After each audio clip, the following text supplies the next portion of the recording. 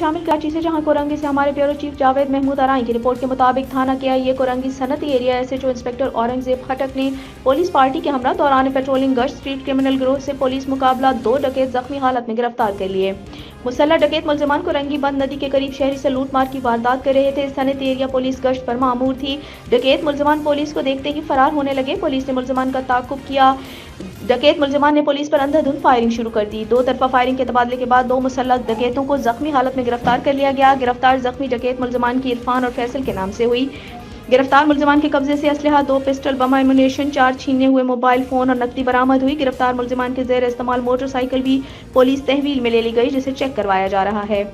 گرفتار سابقہ criminal record بھی چیک کیا جا رہا ہے۔ ضابطے کی مکمل کارروائی عمل میں لائی جا رہی ہے۔ گرفتار زخمی ڈکیت ملزمان کو طبی امداد کے لیے ہسپتال منتقل کر دیا گیا۔ ملزمان سے مزید تفتیش جاری ہے۔